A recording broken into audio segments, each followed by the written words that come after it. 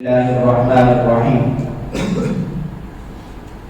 إن الذين قالوا ربنا الله ثم استقاموا تتنزل عليهم الملائكة ألا تخافوا ولا تحزنوا وأبشروا بالجنة التي كنتم توعدون صدق الله العظيم.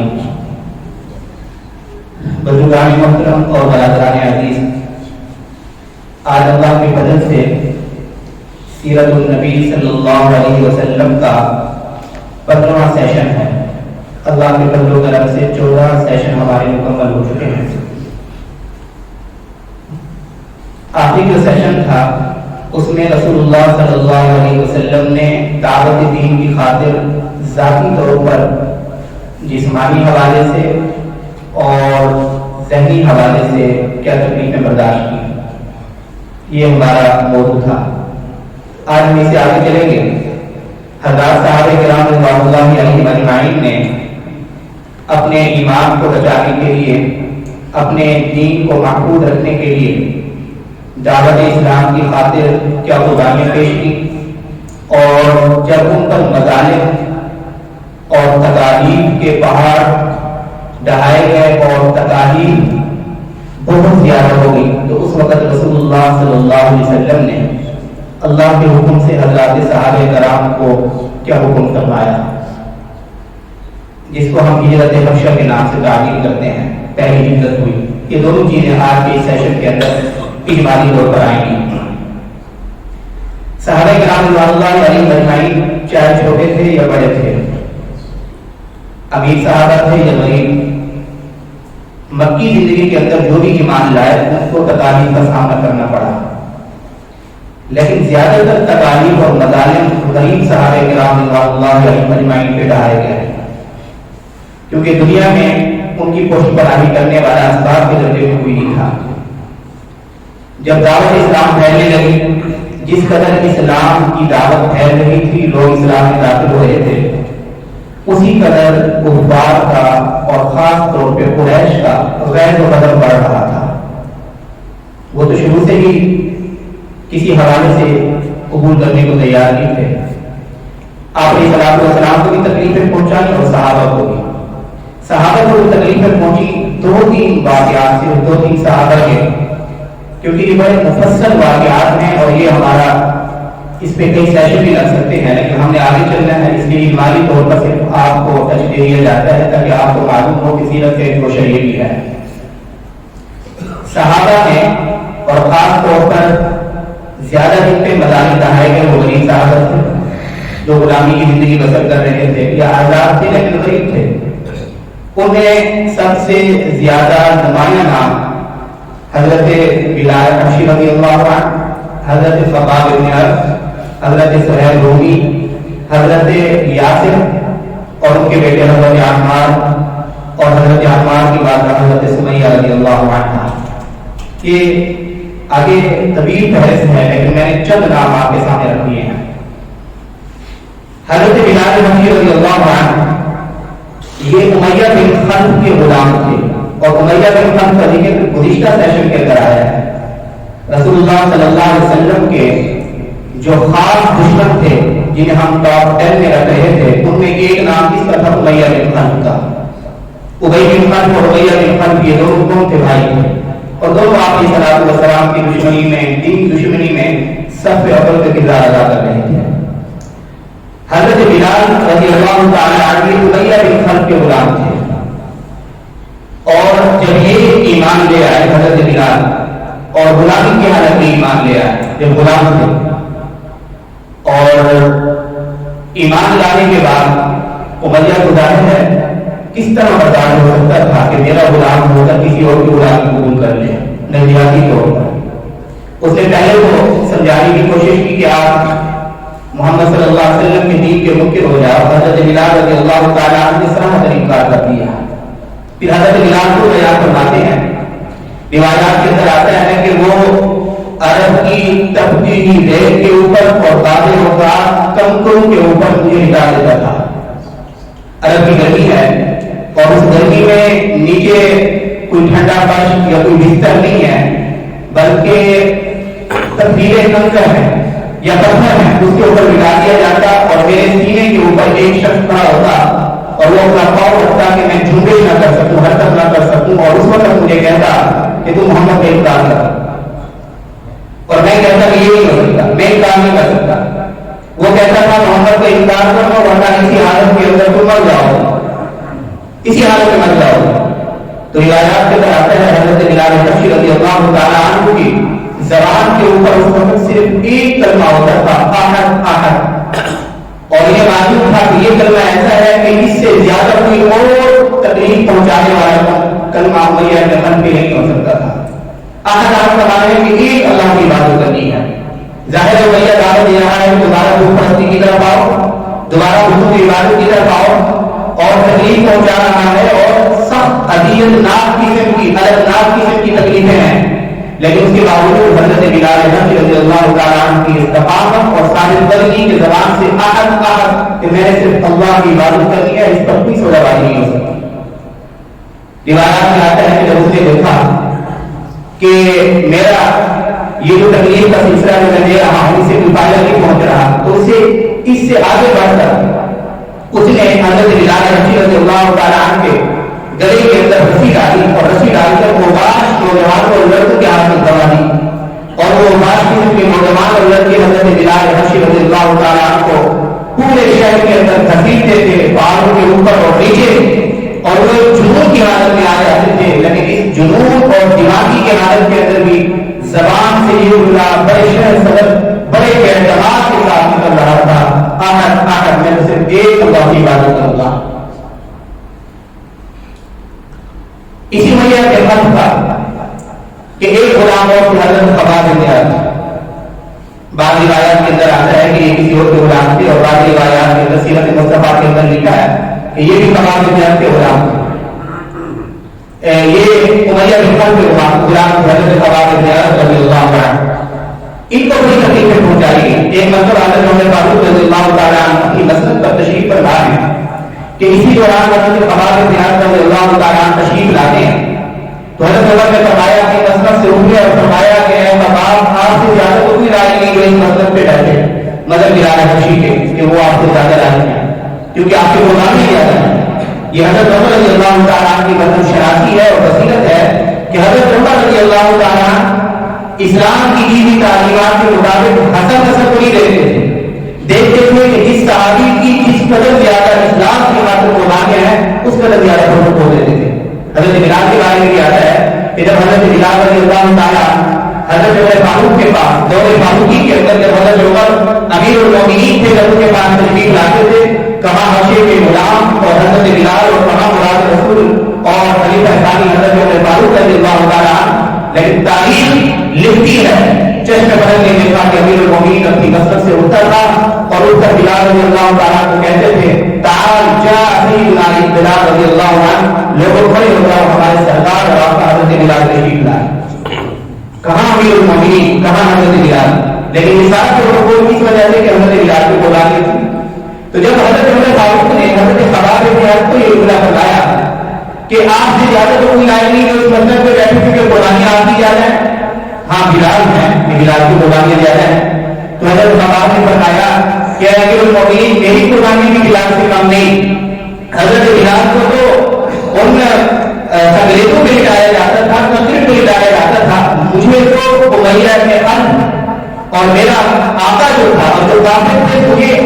آپ کے انگاروں کے اوپر لٹاتے تھے، انگاروں کے اوپر، اور پھر لٹا کر اوپر میرے سینے کے اوپر پاؤں رکھ دیتے تھے کہ میں حضر نہ کر سکوں، اور اس کے بعد فرمانے لگے آنکھوں میں آنسو نکل آئے کہ میری کمر کی جو چربی ہے وہ بگڑ جاتی تھی۔ اس کے بعد حضرت خباب نے اپنی یہ قمیص اٹھائی پیچھے سے اور حضرت عمر فاروق کو اپنے یہ سارے دھبے دکھائے، حضرت عمر فاروق بھی ہونے لگے، فرمایا آج تک عمر میں اس طرح کی کمر کسی کی نہیں دیکھی۔ یہی حضرت خباب بتاتے ہیں کہ میں لوہار کا کام کیا کرتا تھا اور تلواریں بنایا کرتا تھا، نیزے بنایا کرتا تھا،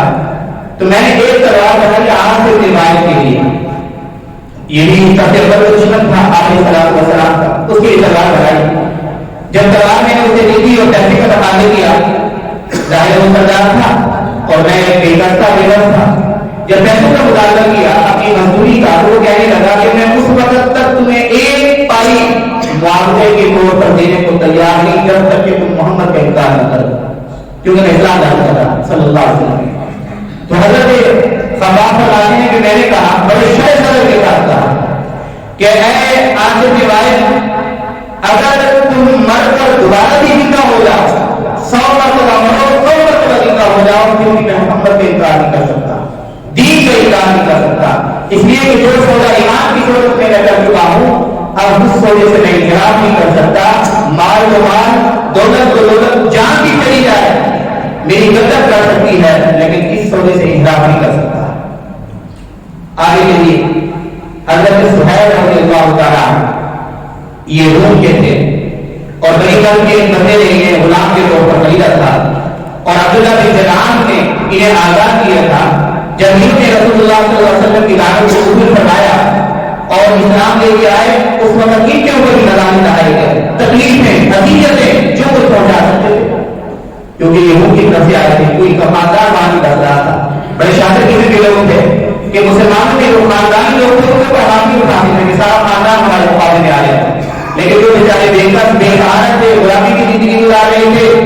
بے بسی کی زندگی گزار رہے تھے، بڑی پلاننگ کے ساتھ، منصوبہ بندی کے ساتھ ان کو بازار میں آئے جا رہے تھے۔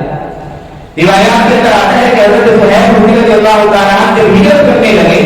اس وقت ان کے پاس کافی مال و طاقت ہو چکی تھی، تو مشرکین نے پابندی لگا دی کہ آپ ہجرت نہیں کر سکتے۔ ایک صورت ہے ہجرت کرنے کی کہ آپ اپنی تمام مال و متاع جو کچھ آپ کے قبضے میں ہے، رہائش کی صورت میں اور جائیداد کی صورت میں، پیسے کی صورت میں، باغات کی صورت میں، جو کچھ بھی ہے سب کچھ ہمیں واپس کر دیں، سب کچھ ہمارے قبضے میں دے دیں، اس کے بعد آپ کی جان سے کہ آپ ہجرت کر کے جائیں۔ حدیث پاک کے اندر آتا ہے کہ حضرت سہیل رضی اللہ تعالیٰ عنہ نے بغیر کسی ایک لمحے توقف کے کہ میں نے اتنے سال رہ کر اتنی جائیداد جمع کی ہے، پیسہ جمع کیا ہے، غلہ اکٹھا کیا ہے، حضرت سہیل نے فرمایا ایک طرف اللہ کے رسول کا حکم ہے کہ میں ہجرت کروں مکہ سے مدینہ کی طرف، دوسری طرف ہجرت کے اندر اگر یہ چیزیں رکاوٹ کر رہی ہیں تو سہیل ایک لمحے کے لیے توقف کرنے کو تیار نہیں، یہ کیا اگر اس کا 100 گنا بھی ہوتا وہ تمہارے قبضے میں ہے اور نہیں ہجرت کر کے جاتا۔ یہ بھی آسان لفظ نہیں ہے۔ آج اگر بھی کہے کہ اپنے مکان چھوڑ دو، اپنی گاڑی چھوڑ دو، اپنے بیوی بچوں کو چھوڑ دو جاؤ، اس وقت ہمارے انسانات کیا ہوں گے، اس کو بڑا آسان لیں گے۔ اسی طرح حضرت عمار اور حضرت یاسر اور حضرت سمیہ یہ 3 بڑے نام ہیں جو صادقین اسلام کے جو شروع میں اسلام لے آئے تھے، بڑے غریب تھے، مظلوم تھے، ان کے اوپر جو مظالم ڈھائے گئے وہ ناقابل برداشت، ناقابل بیان۔ حضرت یاسر والد ہیں، حضرت عمار بیٹے ہیں اور حضرت سمیہ رضی اللہ عنہا یہ حضرت عمار کی والدہ اور حضرت یاسر کی بیوی ہیں۔ اتنی تکلیفیں، سخت دھوپ کے اندر ان تینوں کو لا کے اٹھا دیا جاتا تھا، سخت دھوپ کے اندر سرداران مجاہدین کو اٹھا دیتے تھے سخت دھوپ کے اندر، پھر آگ کے قریب بٹھایا جاتا تھا، پانی کے اندر یہ ہوتے لیے جاتے تھے، پانی کے اندر ان تینوں کو اور کمزوری کو پر دکھایا جاتا تھا۔ ان کے اندر حضرت سمیہ رضی اللہ عنہا کی ہے، عورت ہے، خاتون ہے، آپ علیہ السلام وہاں سے گزرتے تھے۔ مکی دور ہے، بے بسی کا دور ہے، اللہ نے بھی اجازت دی تھی کہ آپ نے بھی مزاحمت کرنی ہے۔ یہ بات ہے کہ یہ مکی دور کے اندر تو یہی حکم تھا کہ آپ نے صبر کرنا ہے، جو کچھ بھی کہتے ہیں آپ نے ہاتھ تک نہیں اٹھانا، اس لیے اللہ کے حکم کے بعد تھے کچھ بھی نہیں بولتے تھے، صبر کرتے تھے۔ حدیث پاک کے اندر آتا ہے کہ آپ علیہ السلام کا بارہا گزر ہوتا تھا ان کے پاس، جب یہ حضور گزرتے تو حضور کی آنکھوں میں آنسو آ جاتے تھے کہ میرے اوپر ایمان لانے کی وجہ سے اتنی تکلیفیں برداشت کر رہے ہیں۔ فرماتے کہ صبر کرو، کبھی کہتے کہ اے اللہ میں ان سے راضی ہوں تو راضی ہو جا، کبھی کہتے تھے کہ اے اللہ آل یاسر کی مغفرت فرما دیجیے ان کی تکلیفوں کو لے کر، کبھی کہتے تھے کہ اے آل یاسر صبر کرو، جنت تمہاری منتظر ہے اور جنت تمہاری مشتاق ہے۔ یہ صبر کی تلقین دیتے رہتے۔ انہی مظالم کے اندر حضرت یاسر رضی اللہ عنہ کا انتقال ہو گیا، حضرت یاسر رضی اللہ عنہ اور حضرت سمیہ رضی اللہ عنہ جو حضرت یاسر کی بیوی تھی اور حضرت عمار کی والدہ تھی، حضرت عمار کی والدہ سب سے پہلے اسلام کے اندر شہید ہونے والی یہ خاتون ہے، سب سے پہلے، اور بدبخت اور ملعون اور اس امت کے فرعون ابو جہل نے حضرت سمیہ رضی اللہ عنہ کی شرمگاہ کے اوپر بچہ مارا جس کی وجہ سے شہید ہو گئی۔ اس وقت تقریباً 70-75 سال عمر کی بوڑھی عورت۔ ہماری خواتین کو یہ پتہ ہونا چاہیے کہ اسلام کے اندر سب سے پہلے قربانی دینے والی خاتون ہے اور اس عمر کے اندر قربانی دے رہی ہیں۔ کیا مشکل تھا؟ کہتے تھے کہ ہم اس دین کے منکر ہو جاتے ہیں، اپنی آسانی کے لیے ضرورت کے لیے کہتے تھے، لیکن صحابہ تھے حضور کے بعد سے بیعت کی تھی، یہی حساس مقام پر ابو جہل ملعون نے بچہ مارا، نیزہ مارا اور زخموں کی تعبیر آخری شہید ہوگی، کیا بنا ہوگا ان کے بیٹے کے اور ان کے خاندان والوں کے اوپر کیا گزری ہوگی؟ اور جب غزوہ بدر کے اندر ابو جہل مارا گیا تو اس وقت آپ علیہ السلام نے حضرت سمیہ رضی اللہ عنہا کے بیٹے حضرت عمار کو بلایا، یہ غزوہ بدر کے اندر شہید تھے حضرت عمار، اور آپ علیہ السلام نے تسلی دی کہ اے عمار تمہاری ماں کے قاتل کو آج اللہ نے کیسے جنت نصیب کر دیا ہے، دیکھو ابو جہل کا انجام دیکھو۔ یہ قربانی کی ایک ادنا کی جھلک ہے، ادنا کی جھلک کہ صحابہ کرام نے دین کی خاطر ایمان کو بچانے کے لیے، محفوظ کرنے کے لیے کسی قسم کے سمجھوتا، کسی قسم کی لچک نہیں دکھائی۔ ایمان کی حفاظت صحابہ کے نزدیک سب سے قیمتی ترین متا، سب سے قیمتی ترین متا صحابہ نے ایمان کو سب سے قیمتی ترین متا کے طور پہ سنبھال کے رکھا ہوا تھا۔ یہ ایمان کے لیے اپنی جان بھی ہے، عزت و آبرو بھی ہے اور نماز کی تعبیر بھی ہے، لیکن سب سے پہلی ترغیب ایمان۔ اگر ایمان کی خاطر ماں کی قربانی دینی پڑ رہی ہے صحابہ نے دلیل نہیں کیا، ایمان کی خاطر جائیداد چھوڑنی پڑ رہی ہے صحابہ نے دلیل توقف نہیں کیا، تعامل نہیں کیا، ایمان بچ جائے جائیداد جاتی ہے لے جائے۔ سینکڑوں واقعات کے ساتھ سینکڑوں واقعات، بڑے بڑے باغات، مکانات، بڑی بڑی جائیدادیں صحابہ نے چھوڑ دی، اس لیے کہ ایمان کو محفوظ کرنا ہے، ایمان کی خاطر کوئی سزا بازی نہیں ہوگی، حتیٰ کہ بیوی بچوں کی قربانی دینی پڑی، ایمان بچ گیا، یہاں تک کہ جان کی قربانی دینی پڑی، جان کی قربانی، جان دے دی، جل گئے آپ کے اندر، اپنے ٹکڑے کرا دیے، کڑاہوں کے اندر جل گئے، لیکن ایمان جو رسول اللہ صلی اللہ علیہ وسلم کی توسط سے آپ علیہ السلام کی برکت سے ملے تھا، اس ایمان کے اندر کوئی لچک آ جائے یا اس ایمان کی نعمت سے معلوم ہو جائے صحابہ اس کو سوچ بھی نہیں سکتے تھے۔ ان قربانی کا سبب یہ ہے کہ میں اور آپ آج 1400 سال گزرنے کے بعد آج ہمارے نزدیک بھی قیمتی ترین متاع بحیثیت مسلمان اور بحیثیت مومن ہمارے پاس ہونی چاہیے، وہ ایمان ہونی چاہیے، قیمتی ترین متاع، اور اس کا ہمیں تک استعمال کرنا چاہیے کہ اگر ایمان کی خاطر نوکری جائے تو جائے، ایمان کی خاطر منصب جاتا ہے تو جائے، ایمان کی خاطر وطن چھوڑنا پڑتا ہے تو چھوڑ دیں گے،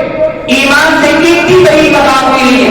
اللہ قرآن کریم میں ارشاد فرماتے ہیں ان اللہ اشتری من المؤمنین انفسهم واموالهم بان لهم الجنہ، بے شک اللہ نے مومنین کی جانوں کو خرید لیا ہے، مومنین کی جانوں کو، ان کے نفسوں کو خرید لیا ہے، واموالهم اور مومنین کے مال کو اللہ نے خرید لیا ہے کہ اب اہل ایمان کی جانیں اور اہل ایمان کا مال بس اللہ نے خرید لیا ہے، کیوں؟ بان لهم الجنہ، اس لیے کہ اللہ ان کے بدلے میں جنت عطا فرمائیں گے۔ کیا مطلب؟ اس لیے کہ جنت معاوضہ ہے ایمان کا، اس آیت کا مطلب یہ ہے کہ اللہ نے ایمان کے بدلے میں مومنین کی جانوں کو بھی خرید لیا، مال و بدن کو بھی خرید لیا، اس ایمان کی حفاظت میں، آبیاری میں، بقا میں، تحفظ میں اگر مومنین کو، اہل ایمان کو مال کی قربانی دینی پڑے دے دیں گے، جان کی قربانی دینی پڑے، وطن کی قربانی دینی پڑے، بیوی بچوں کی قربانی دینی پڑے، دریغ نہیں کریں گے، اس لیے کہ اس ایمان کے بدلے میں اللہ نے جنت کے لیے کے رکھ دی ہے۔ اور اللہ نے بھی صحابہ کرام کی تعلیم کی، خود گواہی دی اللہ تبارک و تعالیٰ نے۔ ہم ایک دعویٰ کرتے ہیں، ہمارے دعویٰ کتنا مضبوط ہے، کتنا کمزور ہے، ہم اس کا اندازہ نہیں لگا سکتے۔ صحابہ کرام نے دعویٰ نہیں کیا، بلکہ اللہ خود گواہی دے رہے ہیں ان الذین قالوا ربنا اللہ ثم استقاموا، کہ اے لوگوں، یہ جو صحابہ ہیں جو حضور کے ساتھ جڑے ہوئے ہیں، میں ان کے بارے میں گواہی دیتا ہوں، یہ وہ لوگ ہیں ربنا اللہ جن نے ایک مرتبہ یہ دعویٰ کر دیا کہ ہم مومن ہیں، ہمارا رب اللہ ہے، ثم استقاموا، پھر اپنے دعوے کے اندر ڈٹ گئے، پھر آندیاں چلی، تکالیف ملی، مصیبتیں آئی، مظالم ڈھائے گئے، جو کچھ بھی کیا گیا، بیوی بچوں کی قربانی دینی پڑی، وطن کی قربانی دینی پڑی، جان کی قربانی دینی پڑی، اللہ پر مار میں اللہ خود گواہی دے رہے ہیں ثم استقاموا، اے ایمان والوں کو، قیامت تک آنے والے لوگوں، گواہ دینا کہ میں رب اس بات کی گواہی دے رہا ہوں کہ محمد کے صحابہ نے ثابت کر نہیں دکھائی، استقامت کا مظاہرہ کیا ہے، اپنے اس دعوے سے پھر لیں۔ آج ہم اپنے آپ کو دیکھیں، ہم بھی تو ایمان کا دعویٰ کرتے ہیں،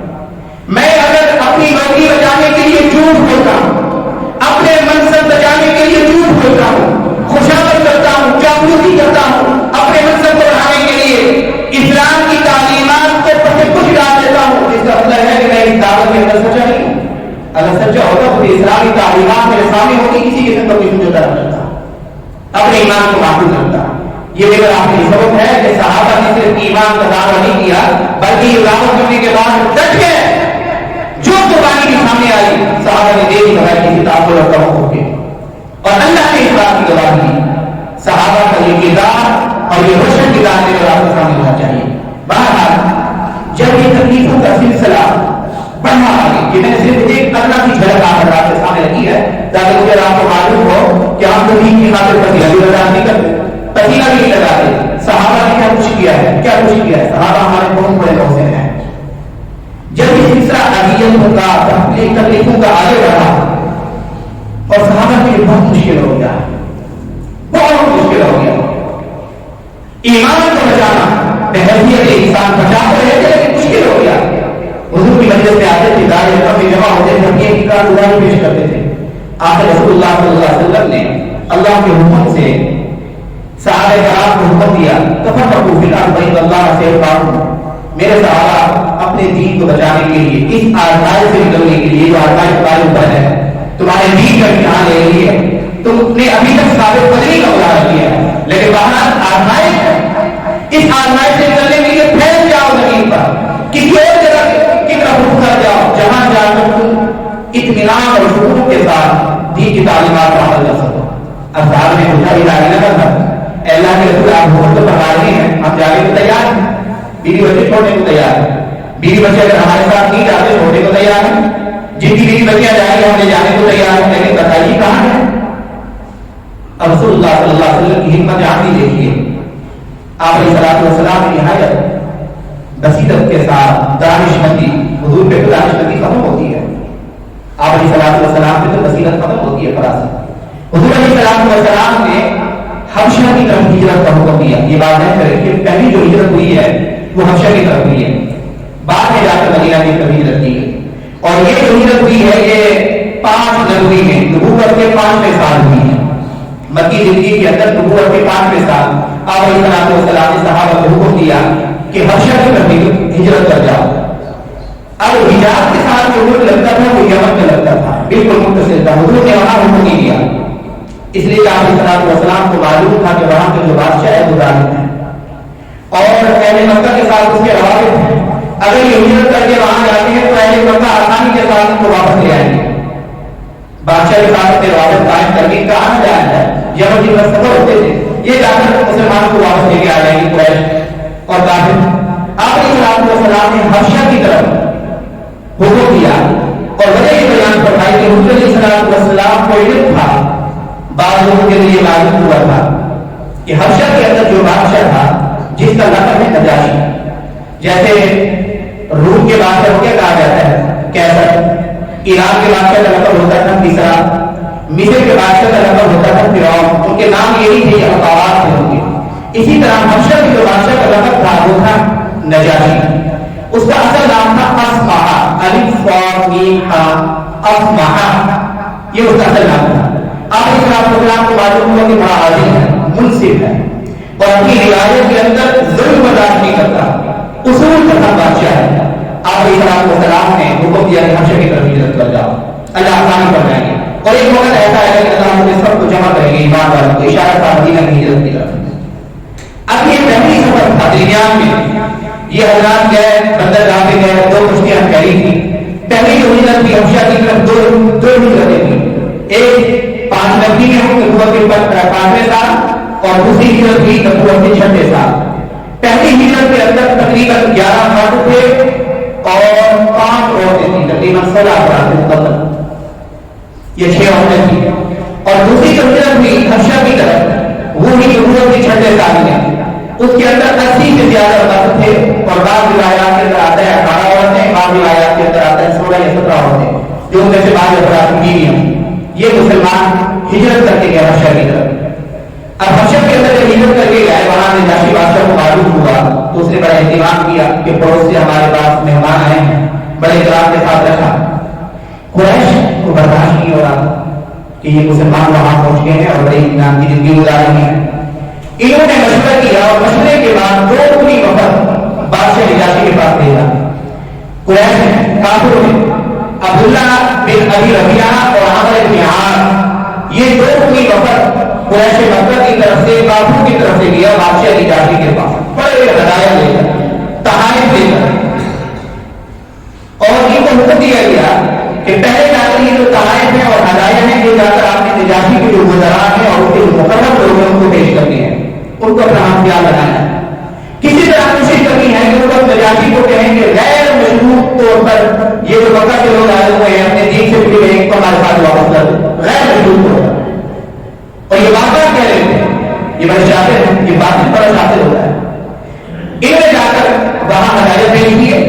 نجاشی سے عمل فرصت میں ملاقات نہیں کی، یہ جو لوگ کی وقت کیا تھا، اسے جا کر پہلے نجاشی کے وزراء کے ساتھ، اس کے مقررین اور مصاحبین کے ساتھ جا کر ملاقات کی اور اپنے آنے کی غرض بتائی، وجہ بتائی کہ ہم اسی آپ کے پاس آئے ہیں کہ ہمارے ملک سے، ہمارے شہر مکہ سے کچھ لوگ اپنا آبائی دین چھوڑ کے آ گئے ہیں اور انہوں نے آپ کا دین قبول نہیں کیا، اس لیے کہ حبشہ کے اندر رہنے والے سارے عیسائی ہیں، ان کو ہم خیال بنانے کے لیے کہا کہ اپنا دین تو چھوڑا ہے، آپ کا دین قبول نہیں کیا، عیسائیت کی طرف بھی نہیں آئے، ایک نیا دین کر رکھا ہے انہوں نے، باقی آپ کے پاس آ گئی ہیں تو ہمارے اوپر سے یہ فیصلہ کیا ہے کہ ہم آپ کے پاس آئے اور کہیں گے ان کو ہمارے ساتھ واپس کر دیجیے۔ اب بادشاہ کی ذہن سازی کی ہے کہ بادشاہ بغیر کسی مکالمے کے ان لوگوں کو ہمارے ساتھ واپس کر دے۔ بادشاہ کو ہر وقت یہ ڈر ہوتا ہے کہ اگر اہل حق کو مکالمے کے لیے بٹھا دیا گیا تو حق لوگوں کے دلوں کے اندر زیادہ داخل ہو جائے گا، یہ اس وقت سے باطل کی تشویش ہے۔ آج بھی باطل کی تشویش اسی طرح بدلتی ہے، آج بھی دنیا کفر جو باطل ہے وہ اپنا یک طرفہ ایجنڈا اہل ایمان اور اہل حق کے اوپر جو الزامات ہیں اور تہمتیں ہیں، آج کے الیکٹرانک میڈیا کے ذریعے، سوشل میڈیا کے ذریعے پوری دنیا کے اندر ایک بحث سازی کی جا رہی ہے۔ مسلمان دہشت گرد ہے، مسلمانوں کے اندر یہ خامیاں ہیں، اہل حق کے اندر یہ خامیاں ہیں، علماء کے اندر یہ خامیاں ہیں، یک طرفہ ایجنڈا انہیں اگر کہا ہے کہ جو آپ الزامات لگا رہے ہیں، جو تہمتیں لگا رہے ہیں، ہمارے مسلمانوں کی طرف سے کچھ دانے پر آ جاتے ہیں، آپ کے الیکٹرانک میڈیا پہ بڑھ جاتے ہیں، یہاں سے کچھ نمائندے آ جاتی ہیں، آپ نے اسلام کے اوپر جو تہمتیں لگائی، آپ نے ہمارے نبی پاک صلی اللہ علیہ وسلم کے اوپر جو تہمتیں لگائی، آپ نے رسول اللہ صلی اللہ علیہ وسلم کی سیرت کے اندر سے جو نقائص نکالے، آپ نے قرآن کے اندر سے جو نقائص نکالے، آپ ہمارے علماء کو موقع دیجیے تاکہ وہ میڈیا پہ بیٹھیں اور بین الاقوامی طور پر آپ کو نمائندگی کریں، اسلام کی بتائیں کہ آپ کے الزامات ہیں، یہ تہمتیں ہیں، ان کا حقیقت کے ساتھ بھی تعلق نہیں، وہ تیار نہیں ہوتا ہے۔ انہیں پتا ہے کہ اگر ان کے داعش پر آ کے بیٹھیں گے، مسلم سکالر آ کے بیٹھیں گے، بڑے بڑے علماء آ کے بیٹھیں گے تو ہمارا قاتل واضح ہو جائے گا۔ یہ آج کی بڑی تشویش ہے، اس لیے آپ کبھی غور کیجیے، اسلام کے خلاف اتنی تہمتیں ہیں، علماء امت اور علماء امت مسلمہ کے علماء کے خلاف اتنی بھی تہمتیں ہیں، وہ یک طرفہ ایجنڈا کے ذریعے میڈیا کے ذریعے پھیلائی جا رہی ہے، ان کا جواب سننے کو تیار نہیں آج کا میڈیا، اور اگر زیادہ سے زیادہ مکالمے کے لیے اگر تیار بھی ہو جاتا ہے آج کا میڈیا، نام ایمان اسکالر جن کا دین کے ساتھ کوئی تعلق نہیں، برداری رکھی ہوگی، جبہ پہنا ہوگا، ہوگے ہی کہ ہم خیال، ہوگے ہی کہ ہم خیال، ان کو نام میں دکھائے گئے کہ جب وہ بیٹھ جائیں گے میڈیا کے اوپر تو اسلام کے بارے میں، دین کے بارے میں، علماء کے بارے میں جب الزامات کی بارش ہوگی تو یہ بیچارے کو چلا کریں گے، لوگوں کے سامنے یہ رکھا جائے گا کہ مسلمان کے پاس جواب دینے کی کوئی دلیل نہیں، یہ آج بھی ہوتا جا رہی ہے۔ اس وقت جا کر انہوں نے یہ ذہن سازی کی، وزراء کی کہ آپ صرف بادشاہ نجاشی کو اس بات پر تیار کر لیجیے کہ بغیر کسی مقابلے کے کہ مسلمانوں کو ہمارے ساتھ نہ بٹھائیں، ہمیں آپس میں ایک دوسرے کے ساتھ نہ بٹھائیں، ہم آپس میں ایک دوسرے کے بارے میں ایک دعویٰ کریں، دوسرا دلیل دے دیں، غیر مشروط طریقے سے بغیر کسی مقابلے کے بعد ہمارے ساتھ واپس نہیں دیں۔ وزراء نے کہا ٹھیک ہے، ہم اس طرح یہاں چالو کرتے ہیں، تو پھر یہ ہوئے تھے، ہدایت یہ ہوئے تو تھے۔ اب انہوں نے جا کر بادشاہ نجاشی کی ذہن سازی کی، نجاشی بہت ان سے عادل بادشاہ تھا، اللہ نے اس کے دل کے اندر یہ نرمی ڈالی تھی، ہدایت کی اللہ نے اسے چننا تھا۔ اس نے کہا یہ تو ممکن ہی ہے، سوال پیدا نہیں ہوتا کہ میری عادت کے اندر ایک وفد آیا ہے اور وہ میرا مہمان بن کے آیا ہے اور میں اس وفد کو اس کے مخالف اور اس کے فریق مخالف اور اس کے دشمن کے حوالے کر دوں اور تحقیق بھی نہ کروں، یہ ممکن نہیں ہے مجھ سے۔ باہر نجاشی نے حکم دیا کہ جاؤ اور اس وفد کو بلا کے لاؤ جس کے خلاف یہ لوگ آئے ہیں لینے کے لیے۔ مسلمان کو بلایا گیا جو لوگ ہجرت کرنے گئے، بلایا گیا تو مسلمانوں نے آپس میں مشورہ کیا کہ ہمیں باتیں کرنی ہے. تو ایک ہی مشورہ ہوا تو اللہ اور اس کے رسول سے ہم نے بات سیکھی ہے, ہم نے وہ ہم بات کرنی ہے. ہم کون سا کوئی باتیں ہیں کہ ہم آپس میں مشورہ کریں کہ ہمیں کیسے جان چھڑانی ہے, نہیں. جو ہمیں رسول اللہ صلی اللہ علیہ وسلم سے جو تعلیمات ملی ہے, جو حق ملا ہے, آج ڈرتے کی چوٹ پر وہاں بیان کریں گے. اور ابھی مقرر کیا حضرت جعفر بن ابی طالب رضی اللہ عنہ. یہ حضرت علی المرتضیٰ رضی اللہ عنہ کے بڑے بھائی ہیں حضرت جعفر, تقریباً 10 سال بڑے تھے, جنہیں جعفر طیار بھی کہا جاتا ہے. یہ سپیکر مقرر ہوئے, نمائندہ متکلم یہ بات کریں گے. اب انہوں نے آ کر کتنی خوبصورت تحریر مقدمے کی. یہی یہ اسلام کی تاریخ میں اسلام کا پہلا مقدمہ جو عرب سے باہر کسی افریقی ملک کے اندر, افریقہ کی ایک سلطنت ہے حبشہ, اس کے اندر اسلام کا پہلا مقدمہ پیش ہے. اور اس مقدمے کی تحریر کرنے والے مسلمانوں کا یہ وقت, اور اس کے اندر نمائندہ کون ہے حضرت جعفر بن ابی طالب رضی اللہ عنہ. اب تھوڑا اس واقعے کو غور سے سوچے جائے تو آپ کو معلوم ہوگا کہ صحابہ کتنے بصیرت والے تھے. آج نعوذ باللہ جو آج کے نام نہاد لوگ ہیں, لبرلز ہیں اور سیکولر قسم کے منہ بندی مارتے لوگ, انہوں نے یہ بات عام کی ہوئی ہے. وہ پتھروں کے دور کے لوگ تھے, ان کا تہذیب سے کیا تعلق ہے, فراست کو کیا جانتے تھے, تعلیم کو کیا بات تھی نہیں. اب آپ دیکھیے کہ حضرت جعفر کس طرح مقدمے کی تحریر کر رہے ہیں, کس خوش اسلوبی کے ساتھ. آپ حیران ہو جائیں. حضرت جعفر آئے اور آپ نے سب سے پہلے 3 سوالات کیے. بٹھا دیا نجاشی نے, اس طرح مسلمانوں کا وقت بٹھا دیا, اس طرح یہ رکنی وقت تھا. عمر بن ابی العاص اور عبداللہ بن ابی ربیعہ آگے مشتمل. تو حضرت نجاشی نے پوچھا مسلمانوں کے وقت سے کہ بتائیے آپ اپنا مقدمہ پیش کیجیے. حضرت جعفر بن ابی طالب نے کہا سب سے پہلے میں 3 سوال کرتا ہوں, اور یہ وہ 3 سوال تھے جو کامن سینس کو اپیل کرنے والے تھے, لوجیکل معقول سوال, بڑے معقول. یہی عقل جس کا دلالت کرتی ہے, انصاف جس کا دلالت کرتا ہے. کیونکہ حضرت جعفر کو معلوم تھا کہ نجاشی باتوں سے بہرحال ہے. حضرت جعفر نے پوچھا 3 سوال, اے بادشاہ سلام, میں آپ کے توسط سے اپنے فریق مخالف کے سامنے رکھنا چاہتا ہوں. نمبر 1, یہ ہمارے واپسی کے تعلق ہیں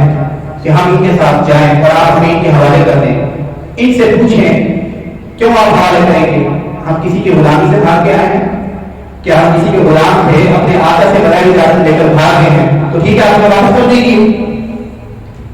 تو نجاشی نے پوچھا ہاں جی جواب دیجیے, کسی کے غلام تھے. تو ادھر جعفر کے نام بولے تھے, یہ غلام نہیں, یہ تو آزاد لوگ ہیں, شریف لوگ ہیں. اب دوسرا سوال کیا, اے بادشاہ سلامت, آپ ان سے سوال کیجیے کہ ہم کسی کا غلام لے آئے ہیں, قاتل ہیں, کہ ہم ان کے ساتھ واپس چلے جائیں اور جا کر اپنی سزا لے لیں. تو نجاشی نے پوچھا کہ ایسے نہیں لوگ باہر ہیں, اسی کا امر کے نام نے کہا کہ نہیں, انہوں نے تو اس قدر نہیں کہا ہے, اسی کا. حضرت جعفر نے تیسرا سوال کیا, ہے نجاشی اے بادشاہ سلامت, آپ ان سے پوچھیے کہ ہم کسی کا مال لوٹ کے آئے ہیں, ڈاکہ ڈال کے آئے ہیں, اگر ایسی بھی بات ہے تو ہم مال واپس کرنے کو تیار ہیں. نجاشی نے پوچھا, امر کے نام نے کہا انہوں نے تو کسی کا ایک پیسہ بھی نہیں لیا. یہ 3 سوال ایسے تھے, بڑے معقول سوال, لوجیکل, کامن سینس کو اپیل کرنے والے. ان 3 سوالوں کے بعد پورا مجمع جو بیٹھا تھا, جو کہ دوسرے گروپ کا ہم خیال تھا, ان 3 سوالوں کے بعد ان کی فکر اور ان کا خیال تبدیل ہو گیا, اور سارے کے سارے لوگوں کا ذہن صاف ہو گیا کہ یہ لوگ حق میں ہیں. لیکن اس کے باوجود نجاشی نے ابھی تک دربار ختم نہیں کیا, بلکہ نجاشی سے آگے بڑھا. اس نے کہا ٹھیک ہے 3 سوال تو ہو گئے, آپ نے کر لیے, اب مجھے یہ بتاؤ, یہ دعویٰ کر رہے ہیں کہ تم نے اپنا آبائی دین چھوڑ دیا ہے, آبائی دین چھوڑ کر تم نہ عیسائیت میں داخل ہوئے ہو, نہ تم نے یہودیت اختیار کی ہے, نہ مجوسی بنے ہو. جتنے بھی معروف مذہب ہیں, کسی مذہب کو قبول نہیں کیا, تو تمہارا دین کون سا ہے؟ کیونکہ اس وقت اسلام کا تعارف نہیں تھا, اب اسلام کا آغاز تھا, پانچ نہیں ہے. اس وقت حضرت جعفر طیار رضی اللہ تعالیٰ کھڑے ہوئے, اور اس وقت انہوں نے جو تقریر فرمائی, ایک حرف سننے سے لکھنے کے قابل ہے. آپ جیسے بڑی مختصر, مہذب, معقول اردو, اس سے معلوم ہوتا ہے کہ اگر اسلام کا کیس چل رہا ہو بین الاقوامی عدالت کے اندر, تو کس معقولیت کے ساتھ اس مقدمے کی پیروی کرنی چاہیے. اس واقعے سے ہمیں یہ بات معلوم ہوتی ہے. حضرت جعفر بتانے لگے, آپ نے سوال کیا کہ ہمارا دین کیا ہے, تو سنیے, اے بادشاہ سربراہ تھے. ہم تو بتوں کی عبادت کرتے تھے, مردار کھاتے تھے, مردار.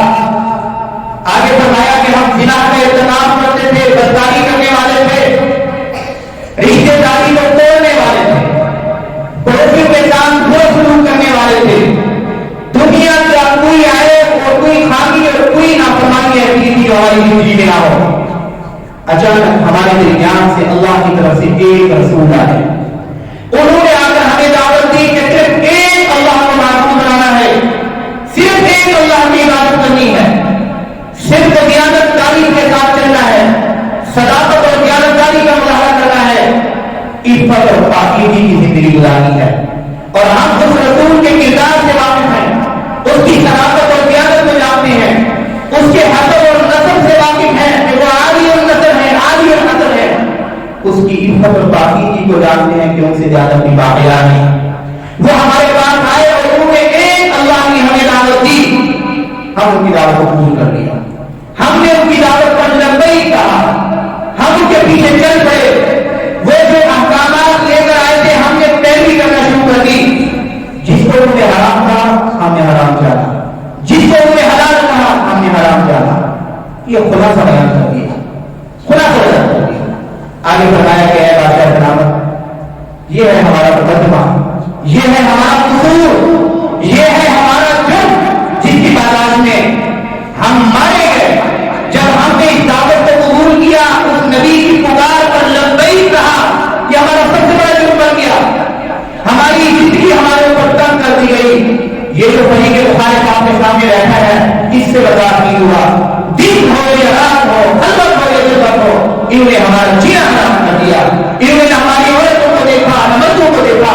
دن رات ہر قسم کی تکلیف پہنچائی, اذیت پہنچائی. ہم تو تقوی کر نکلے ہیں. اگر یہ ہمارے اوپر مسائل ڈھاتے, ظلم ڈھاتے, یقین کیجیے کس کو اپنا مسلک, کس کو اپنا وطن پیارا نہ ہوتا, نہیں ہوتا. ہم کو تنگ ہو کر, بے قرار ہو کر, بے چین ہو کر آپ کی آیت کے اندر آئے ہیں, آپ کے بارے میں سنا تھا کہ آپ آدھے لوگوں سے ہیں. یہ ہمارا ظلم ہے جس کی وجہ سے ہم ہجرت کرنے کے مجبور ہوئے ہیں. اس کے بعد وہ جتنا مجمع بھی بیٹھا تھا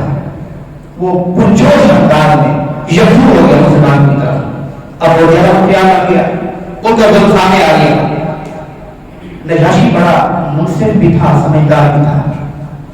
اور رو رہا ہے نجاشی, اس کی آنکھوں میں آنسو ہیں. وہ کہنے لگا کہ جس تم نبی کی بات کر رہے ہو, وہ جو کتاب لے کے آیا ہے, کیا اس کلام اللہ میں سے کچھ حصہ تمہارے پاس ہے, تم نے پڑھ کے سناؤ. اب حضرت جابر بن ابی طالب رضی اللہ عنہ کی فراست کو سلام ہو, بصیرت کو سلام ہو, دور اندیشی کو سلام ہو. قرآن پاک کا جو حصہ اس موقع اور محل کی مناسبت سے سب سے زیادہ مناسب ہو سکتا تھا, حضرت جابر جوان کی تلاوت کی سورہ مریم, جس کے اندر حضرت عیسیٰ علیہ السلام کا ذکر ہے, اور وہ خود عیسائی تھے, عیسیٰ علیہ السلام کو ماننے والے. حضرت جابر کی تلاوت شروع کر دی. ذکر رحمت ربک عبدہ زکریا اذ نادى ربه نداء خفيا قال رب إني وهن العظم مني واشتعل الرأس شيبا ولم أكن بدعائك رب شقيا. روایات میں آتا ہے, حضرت ام سلمہ بیان فرماتی ہیں کہ حضرت جابر پڑھتے جا رہے ہیں, مجمع ہوتا جا رہا ہے, تھاڑے مار مارتے ہوتا جا رہا ہے. نجاشی کی داڑھی تر اور تر ہو گئی, داڑھی تر ہو گئی نجاشی کی, آنکھوں کے ساتھ چہرہ اس کا تر ہو گیا. اور اس کے بعد جب اس نے یہ تلاوت سنی تو اس نے یہ فیصلہ صادر کیا. اس نے کہا کہ میں یہ فیصلہ صادر کرتا ہوں کہ ہمارے پیغمبر اور ہمارے معبود حضرت عیسیٰ علیہ السلام جو کلام لے کے آئے تھے, وہ کلام اور یہ کلام کسی ایک چشمے کے دور معلوم ہوتے ہیں. میں یقین کے ساتھ کہہ سکتا ہوں کہ جو انجیل جہاں سے آئی تھی, جس شمعدان سے, جس چشمے سے, جس نور سے انجیل کا نزول ہوا تھا, اس کلام کا نزول بھی وہاں سے ہوا ہے. میں یقین کے ساتھ کہہ سکتا ہوں اور میں یہ فیصلہ دیتا ہوں کہ یہ لوگ باطل نہیں ہو سکتے, یہ حق والے ہیں. اب یہاں اس مقدمے کے اندر وہ جو 2 نومبر آیا تھا, نامراد ہو کر لوٹا, ناکام ہو گیا, بے مقصد کھڑا ہوگا. لیکن اس کے باوجود بھی اپنی شرط کو بولنے کی, رات کو مشورہ کیا, مشورہ کر کے صبح دوبارہ آئے, صبح دوبارہ آ کر کہنے لگے, اے بادشاہ سلامت, کیا آپ کو معلوم ہے کہ یہ آپ کے پیغمبر عیسیٰ علیہ السلام کرائے رکھتے ہیں, بڑی نامناسبی سے کرائے رکھتے ہیں. بادشاہ نجاشی نے بھی دوبارہ مسلمانوں کو بلایا اور بلا کر پوچھا کہ تم میرے پیغمبر کے بارے میں کیا رائے رکھتے ہو. تو حضرت جابر کھڑے ہوئے اور کھڑے ہو کر کہا, ہم نے تو اپنے پیغمبر حضرت محمد مصطفیٰ صلی اللہ علیہ وسلم سے یہ سنا ہے کہ حضرت عیسیٰ علیہ السلام اللہ کے بندے تھے, حضرت عیسیٰ علیہ السلام اللہ کے پیغمبر تھے, حضرت عیسیٰ علیہ السلام اللہ کا کلمہ تھے, روح اللہ. یہ تین باتیں. نجاشی کہنے لگا, اس نے زمین سے ایک تکہ اٹھایا, تکہ اٹھا کر کہنے لگا کہ میں اللہ کی قسم کھا کر اٹھاتا ہوں کہ عیسیٰ علیہ السلام اس سے ایک تکہ بھی زیادہ نہیں انہوں نے بیان کیا. اب وہ جگہ ناکام ہو گئے اور ناکامی کی حالت میں نجاشی نے کہا کہ تمام ہدایات اور تحائف لے کے آئے ہیں, واپس جانے نکلے یہاں سے. یہ جو فیصلہ ہو رہا ہے مسلمانوں کو کہا کہ تم عزت کے ساتھ, امن کے ساتھ, سکون کے ساتھ آؤ, کوئی تمہارے اوپر ہاتھ نہیں اٹھا سکتا. مسلمان تقریباً 15 سال تک وہاں رہے, مختلف اوقات کے اندر مسلمان وہاں سے رخصت ہوئے, لیکن مجموعی طور پر تقریباً 15 سال وہاں رہے. 15 سال بعد سن 7 ہجری کے اندر ہجرت کے 7ویں سال, نبوت کے 5ویں سال میں ہجرت کی تھی, اب ہجرت کے 7ویں سال میں مدنی زندگی کے اندر 7 ہجری کے اندر حضرت جابر رضی اللہ تعالیٰ جب واپس ہونے لگے تو جب نجاشی سے ملنے کے لیے گئے کہ ہم مدینہ کی طرف جا رہے ہیں, اب تو مدینہ کی طرف مسلمان آ چکے ہیں, غزوہ ہو چکا ہے, اب ہم وہاں مدینہ جانا چاہتے ہیں. تو نجاشی نے زاجرہ بھی دیا, زاجرہ سفر کا سارا سامان دیا, سواری بھی مہیا کی اور ساتھ ایک کاتب بھی دیا, بھیجا اور کہا کہ تم جا کر اپنے پیغمبر کو حضرت محمد مصطفیٰ صلی اللہ علیہ وسلم کو میرا سلام عرض کرنا اور جا کر بتانا کہ میں نے تمہارے ساتھ کیا سلوک کیا ہے. اور کہا کہ جا کر کہنا کہ نجاشی اس بات کی گواہی دیتا ہے اللہ کے سوا کوئی معبود نہیں اور آپ برحق پیغمبر اور اللہ کے نبی اور رسول ہیں, اور اپنے پیغمبر سے دعا کرنا کہ میرے لیے دعا مغفرت کریں گے. اور ساتھ یہ جب غزوہ آیا 7 ہجری کے اندر غزوہ خیبر ہوا, خیبر فتح ہوا تھا. یہ مسلمانوں کی بڑی فتح تھی, لیکن جب حضرت جابر بن ابی طالب مدینہ کے اندر داخل ہوئے مسلمانوں کو معلوم ہوا, مسلمان بڑے ایکسائٹڈ تھے, پرجوش تھے کہ آج رسول اللہ صلی اللہ علیہ وسلم کے عامزادہ ابو طالب کے بیٹے حضرت جابر جو صادقین اسلام میں سے ہیں, وہ آج اتنے عرصے بعد 15 سال بعد آ رہے ہیں اور اس وقت غلبہ بھی ہو چکا ہے, اور وہ آج ہمیں کارگزاری سنائیں گے. روایات کے اندر آتا ہے کہ جب حضرت جابر کو آپ علیہ السلام نے دیکھا, اس قدر خوشی کے ساتھ حضور اٹھے اور اس کا حضرت جابر کو اپنے سینے کے ساتھ لگایا اور حضور نے فرمایا کہ میں یہ فیصلہ نہیں کر پا رہا کہ مجھے پتہ ہے خیبر کی زیادہ خوشی ہو رہی ہے یا جابر کی زیادہ خوشی ہو رہی ہے. میں نہیں بتا سکتا کہ مسئلہ خیبر میں جو فتح ہوئی ہے اس کی زیادہ خوشی ہے یا جابر کی آئی. پھر حضرت جابر سے کارگزاری ہوئی, حضرت جابر نے ساری کارگزاری کی, آپ علیہ السلام نے ضرور فرمایا, وضو فرما کر 3 مرتبہ علیہ السلام نے دعا کی, اللہم اغفر لی نجاشی, اے اللہ نجاشی کی مغفرت فرما, اے اللہ نجاشی کی مغفرت فرما, اے اللہ نجاشی کی مغفرت فرما. 3 مرتبہ مغفرت کی دعا کی اور تمام مسلمان نے آمین کہا. یہ ہے یہاں تک سن 590 کے اندر یہ ہجرت ہوئی. انشاءاللہ ہم آگے چلیں گے. 690 کے اندر حضرت عمر فاروق رضی اللہ تعالیٰ عنہ اسلام لائے تھے, وہ بھی بڑا ایمان فروز واقعہ ہے. انشاءاللہ اگلے سیشن کے اندر وہ ہوگا. بہرحال جہاں تک ہمیں جو معلوم ہوا, ہمیں ہر وقت قربانی کے لیے تیار رہنا چاہیے. مال, دولت, بیوی, بچے, جان, اس سے بھی زیادہ قیمتی ترین متاع ایک مسلمان کی کیا ہو سکتی ہے؟ ایمان. خدا نہ خاصہ اگر ایمان پر کوئی داغ ڈالنے کی کوشش کرے, وہاں اگر ہمیں مال کی قربانی دینی پڑے اور اگر منصب کی دینی پڑے, بیوی بچوں کی, وطن کی یا جان کی, اس سے دریغ نہیں کرنا چاہیے کہ اس لیے کہ ایمان سے زیادہ قیمتی ترین متاع مسلمان کے لیے نہیں ہو سکتی. اللہ تبارک و تعالی مجھے اور آپ حضرات کو صحیح معنی میں سیرت کا فہم اور اس کے بعد آپ علیہ الصلوۃ والسلام کے ساتھ صحیح معنی میں محبت و عقیدت اور حضور علیہ الصلوۃ والسلام کی سیرت مبارکہ کی کامل اتباع نصیب فرمائے. واخر دعوانا الحمدللہ رب العالمین.